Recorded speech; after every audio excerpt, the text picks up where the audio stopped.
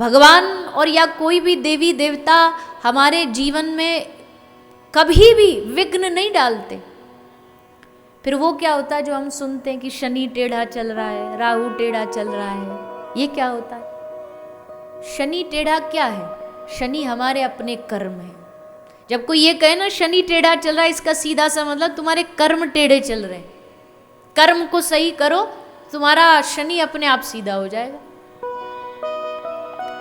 पर हम अपनी कमियों को देवताओं के मत्थे मढ़ देते हैं। जो हमें लगता है कि ये हमारे गलत काम है, तो हमने भगवान पर, देवताओं पर डाल दिया कि हमारा तो समय खराब चल रहा है, हमारी तो उसमें कुंडली में ही लिखा है ऐसा कि ये गलत होना है। अरे कैसे गलत होना है?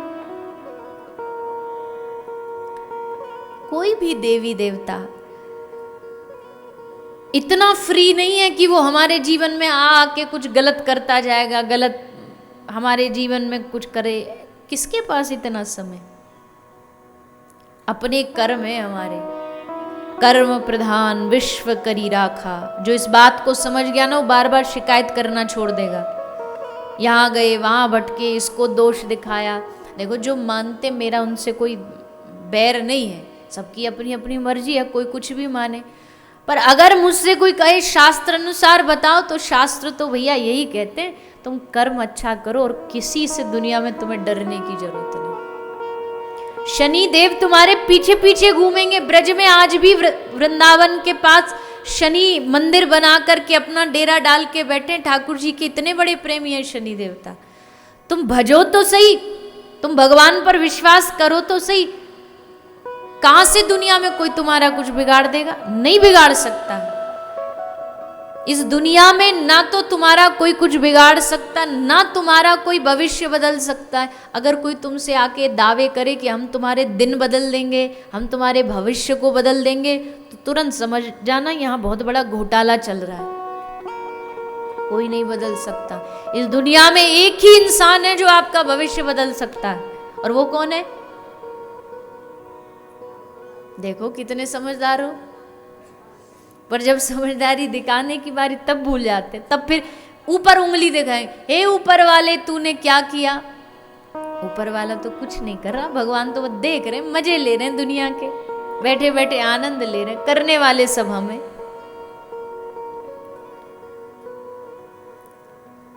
कोई गलत काम हो गया तो भगवान पे उंगली, और कोई अच्छा काम हो गया तो किसने किया? सब जगह पोस्टर छपवा देंगे। वो नहीं, एक वो आया था बीच में, 10 जने एक ही गरीब को 10 जने एक ही केला दे रहे थे, और उसका फोटो खिंचवा के बोले ये किया गया आज का सत्कार्य। पुण्य कर, पुण्य कर्म आते हैं तो फिर अपना नाम लिखना चालू हो जाता है कि हमने किया, हमने किया। गलत हो गया तो फिर डाल दिया उन पे। ऐसा थोड़ी होता है। इसलिए घबराने की, किसी से डरने की, आजकल लोगों को धर्म के नाम पे डराया बहुत जाता, लोग डर भी जाते। लाखों लाखों रुपया की घर में पूजा करवा लेंगे कि घर का दोष चला जाए। भैया देखो, माफ करना, किसी को हमारी बात बुरी लगे तो पहले ही क्षमा मांग लेते हैं, पर ये सच्चाई है। किसी ने कह दिया तेरे घर के आंगन के बाहर एक फलाना वो काला सा कुछ रख दे तो तेरा सब काम ठीक हो जाएगा, रख देंगे तुरंत। कोई ये कहे कि नहीं, बैठ करके तुम पूरा परिवार भगवान का स्मरण करो, वो नहीं करेंगे।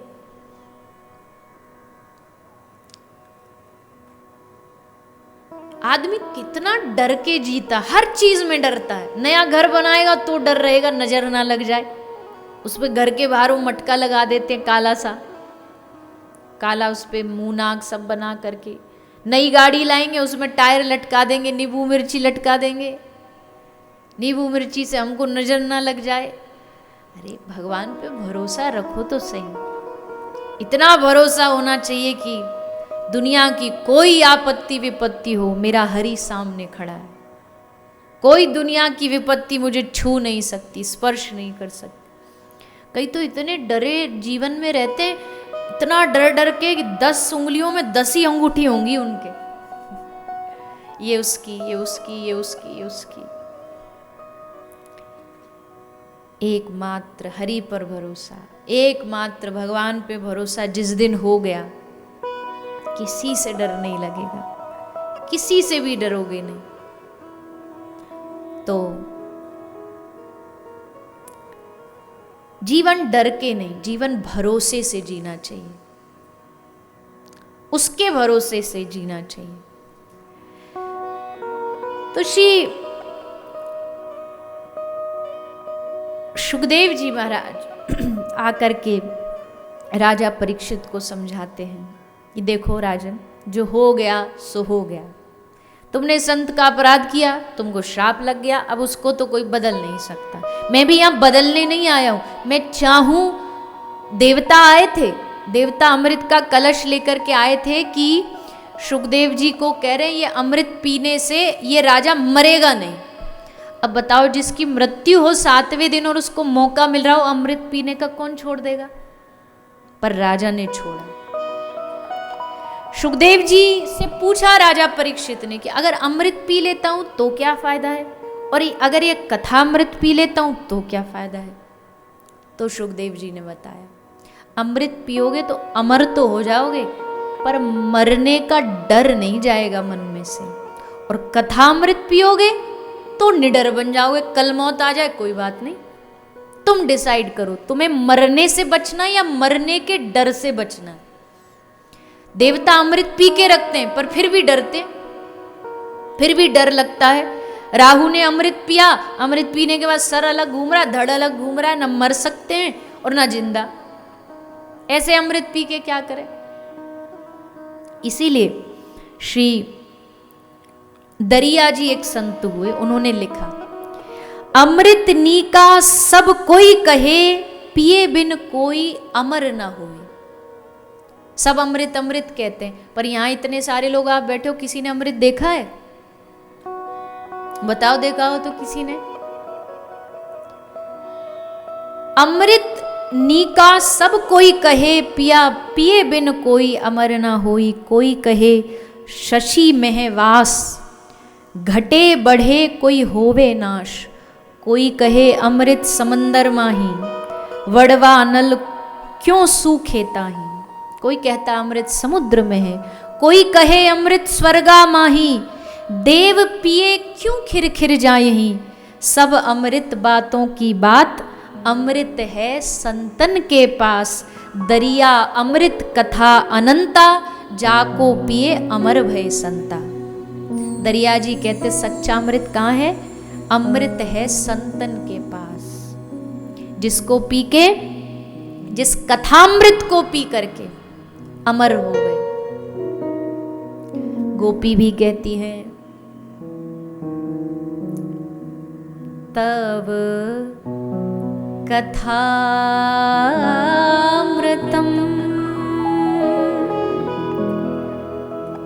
ताप्त जीवनम, कविभिरीडितुम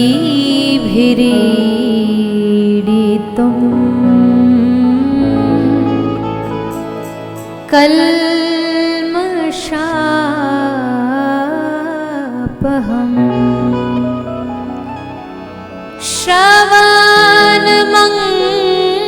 श्रवणमङ्गलम्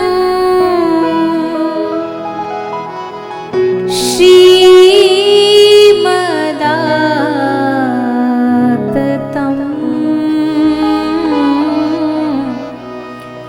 भुवि गृह्णन्ति ते भूरिदा जना। तब कथामृतम तप्त जीवन। गोपी गीत में गोपी कहती हम कैसे मान ले अमृत होता है, हमको क्या पता अमृत नाम की कोई चीज है जब हमने देखी नहीं। तो फिर तब कथामृतम तप्त जीवन। हे प्रभु, हमारी, हम धरती वासियों के लिए, हम पृथ्वी वालों के लिए आपकी कथा ही अमृत है। इसको जो पिएगा अमर हो जाए, उसकी कभी मृत्यु नहीं होगी। मृत्यु मतलब शरीर जाएगा पर उसकी पहचान नहीं जाएगी। मैं एक बात पूछती हूँ, आप बताइए, यहाँ कितने लोग हैं जिनको अपने अपने पिता का नाम पता है? मुझे पता है थोड़ा वियर्ड क्वेश्चन है, बट है, सबको पता है अपने दादाजी का नाम, अपने परदादाजी का नाम किस किस को पता है? परदादाजी के पिताजी का नाम किस किस को पता है? परदादाजी के पिताजी का नाम किसको पता है? नहीं पता। तो यहां पर कितने लोग ऐसे हैं जिनको भक्त ध्रुव का नाम पता है? उठा के हाथ बता दो। सबको भक्त प्रहलाद का नाम पता है? इसका मतलब क्या है? इसका मतलब है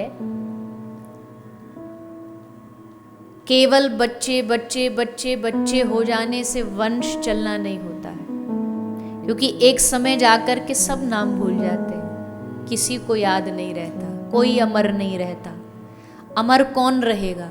ध्रुव जी पहली चतुर्युगी के सतयुग में पैदा हुए थे, आज 28वीं चतुर्युगी के कलयुग में भी ध्रुव का नाम बच्चा बच्चा जानता है। अमर है कि नहीं ध्रुव? ध्रुव ने अमृत नहीं पिया, पर उसकी भक्ति और उसके सत्संग ने ध्रुव को अमर बना दिया। प्रहलाद जी ने अमृत नहीं पिया, पर प्रहलाद आज भी अमर है। मीरा ने अमृत, कोई वैसा अमृत नहीं पिया, कृष्ण नाम का अमृत विष समझ के पी गई, लेकिन अमृत कहीं से मिला नहीं मीरा को, पर मीरा अमर है। और जब तक कृष्ण रहेंगे तब तक मीरा रहेगी, मीरा का नाम रहेगा। मतलब बड़ा सीधा है। कथामृत, तव कथामृतम, जो इस कथामृत को पीता है, जो भक्ति के रस को पीता, वो अमर हो जाता है सदा सदा के लिए, उसका वंश चलता है। मीरा के बच्चा ध्रुव जी के बेटे का नाम किसी को पता हो तो बताओ। पर ध्रुव जी अमर हुए ना, मतलब वंश केवल आपके अपने कर्मों से चलता है, आपकी अपनी भक्ति से चलता है। हम वंश चलाना सोचते, बेटे का बेटा आ जाए, 2 पीढ़ी बाद घर से फोटो तक निकाल के फेंक दी जाएगी। ये जीवन की सच्चाई है।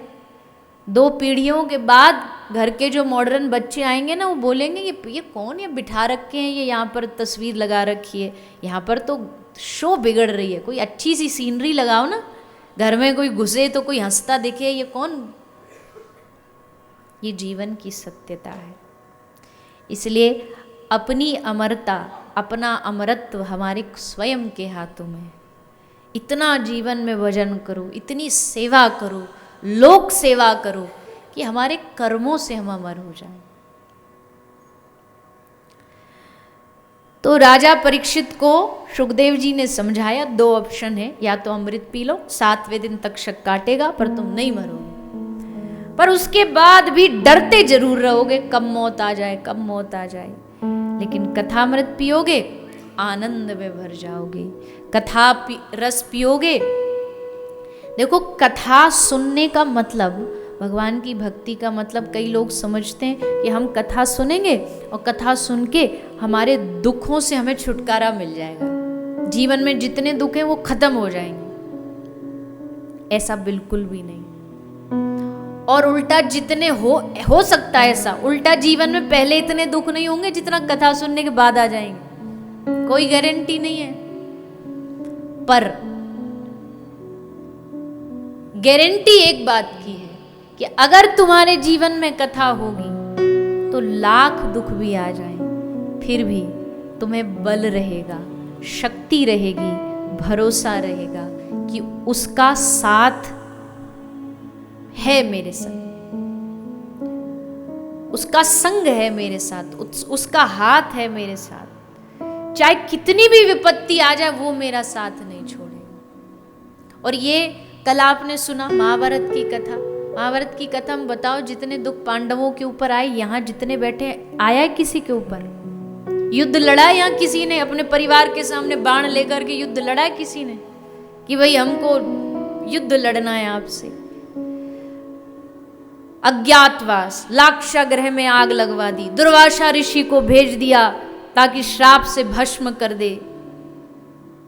भरी सभा में साड़ी खींची गई, अभिमन्यु को घेर के मार दिया गया। कितने एक से बढ़कर एक जीवन में दुख। पर जैसा कल कहा था ना,